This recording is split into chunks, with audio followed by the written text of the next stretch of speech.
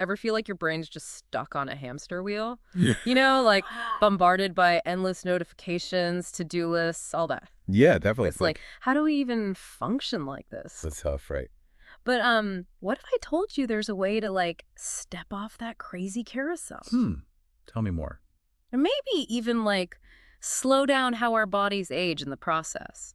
Okay, now you've got my attention. Today's deep dive, we're getting mindful, folks. I like it. And and it's way more than just a buzzword. We're talking real science, practical tips, even some workplace stuff like how paying attention to the present moment, really being here now, can be a total game changer. And you've pulled some really interesting sources for this too. I mean, they highlight how impactful mindfulness can be, like even at a cellular level.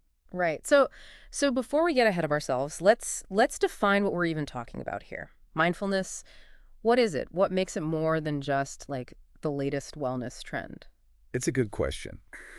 I think at its core, mindfulness is really about tuning into the present moment, like Yeah. without judgment, Okay.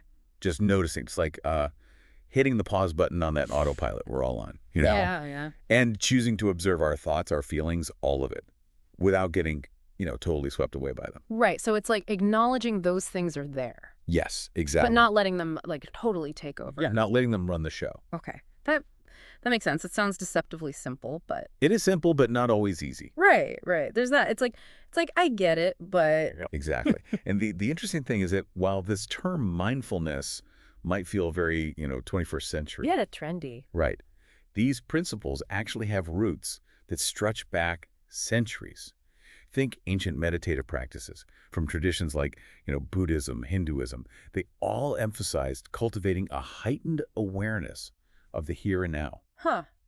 So we're talking about like ancient wisdom, but repackaged for our modern, chaotic world. Exactly. Finding peace in the chaos. I like it. I like it a lot. And speaking of, our fast-paced lives, those sources you shared, they listed a ton of benefits linked to mindfulness, especially when it comes to stress. Like everyone's stressed, right? Absolutely. Stress reduction is huge, especially in like today's always-on world. Right. But the benefits actually go even further. I mean, we're talking improved mental health overall, reduced anxiety, fewer depressive symptoms, even a boost in self-awareness and emotional regulation. And get this, companies are catching on. Wait, really? Companies are into mindfulness? Yeah, it's becoming a thing. That mindfulness and mental health source you sent, it highlights how businesses are increasingly integrating mindfulness practices Interesting. to combat workplace stress, and just improve overall employee well-being. There's even legislation in Colombia, believe it or not, that's actually promoting these practices. Wow, that's amazing. It's fascinating to see this transition, from like a personal development thing to public policy and corporate culture. It's like mindfulness is going mainstream. It really is. That's wild. Okay, so we've established that mindfulness can chill us out. It might even be influencing like corporate culture and legislation. But you shared this study, right? Yeah. And it suggests that it could be impacting our cells' aging process. Like what? And that's where things get really, really interesting. Yeah, this study, it's a Impacto de mindfulness en la longitud de los telomeros y su relación con variables psicológicas. And it dives into the link between long-term meditation and something called telomeres. Telomeres. Okay. And they're essentially like these protective caps on our DNA. Okay. And they play a key role in how we age. Okay, time for a quick science lesson. For those of us who haven't taken biology in a while, could you break down what telomeres are and why we should care about them? Sure, yeah. Imagine the plastic tips at the end of shoelaces. Okay, yeah. Those little things that prevent the fraying. Yeah. Telomeres are kind of like those caps, but for our chromosomes, Yeah. they protect our genetic information. Every time a cell divides, its telomeres shorten a bit. It's just a natural part of the process. Mhm.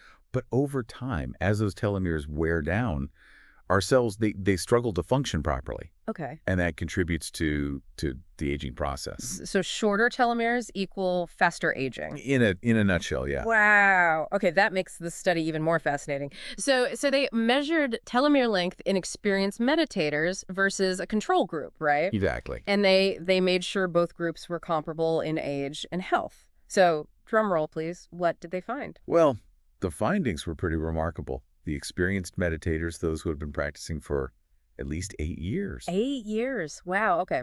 Yeah, they had significantly longer telomeres than the non-meditating group. Wait, hold Hold the phone. Are you saying that meditation could actually slow down how our cells age? It's certainly suggestive, and it gets even more interesting when you factor in the psychological components. Mhm. Because the study, it dug deeper to understand why this connection might exist, and they found two psychological factors that really stood out. Okay, intrigue me. What kind of psychological factors are we talking about? Experiential avoidance and common humanity. Okay. Experiential avoidance, common humanity. Those don't exactly sound like, things you'd study in a biology lab. So let's break these down. Experiential avoidance first. What is that all about? So experiential avoidance is basically, it's that thing we all do where we try to avoid uncomfortable thoughts, feelings, situations.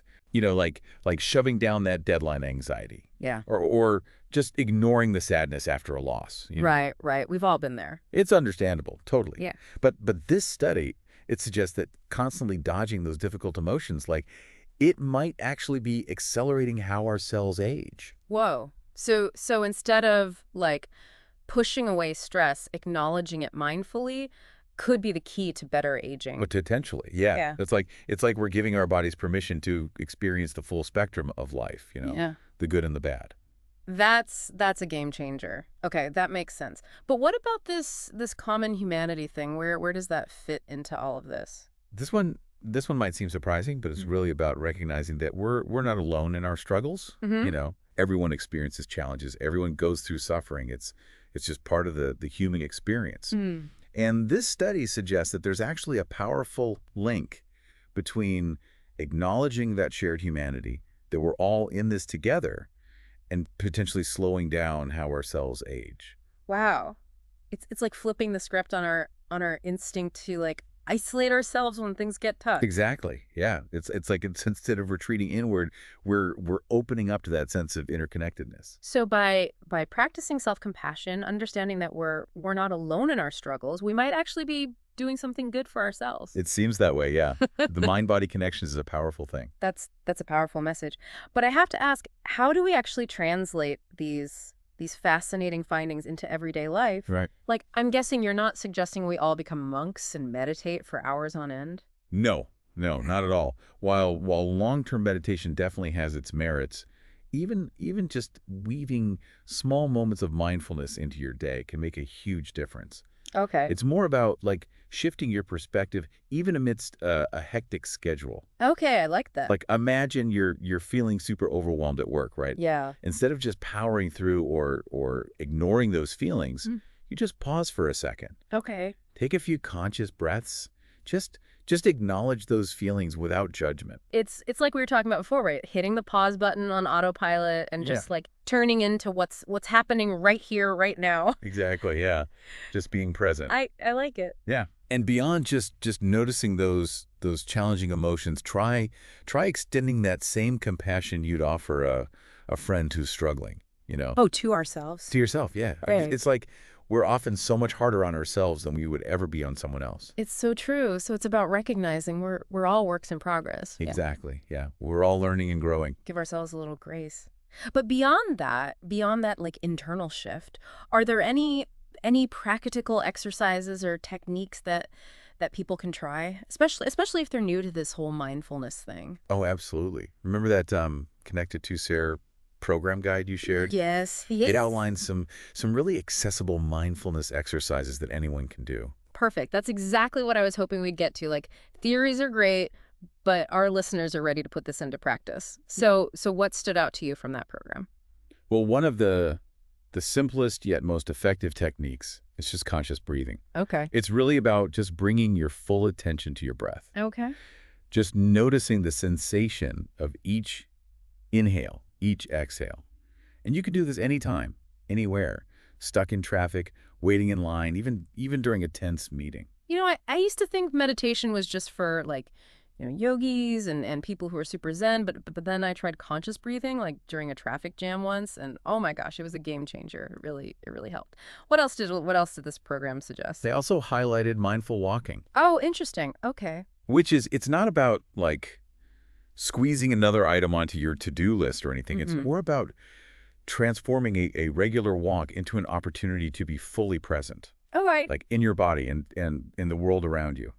So instead of like rushing to your next appointment, you're actually present, like feeling the ground beneath your feet, noticing the sights and sounds around you. That's exact. What a fantastic way to like weave mindfulness into your day, without having to add something extra to your plate. Right. It's about finding those little pockets of mindfulness in everyday life. I love that. Were there any other standout techniques from Connecta to Sarah that we should share with our listeners? Oh yeah, there was one more. Hmm.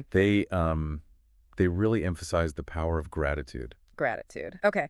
I'll admit that one, it can sound a little, A little woo-woo. yeah, maybe a little bit. But how does simply feeling grateful, like how does that translate into, actual tangible benefits? It's a good question. It's about training your mind to focus on the positive, even when things are tough. Hmm. And it doesn't mean like ignoring the difficulties, but rather choosing to also notice and appreciate the good things in our lives. So it's about like actively looking for things to be grateful for no matter how small. Precisely. Yeah. A sunny day, a good cup of coffee, a kind word from a stranger, like these seemingly small things can actually have a big impact on our well-being. Huh. Like research suggests that practicing gratitude can lead to better mental health, stronger relationships, even more restful sleep. Wow, you're convincing me. It's amazing how these simple shifts in perspective, right? Yeah. Like taking a moment to breathe consciously, turning a walk into a mindful experience, or even just, cultivating gratitude.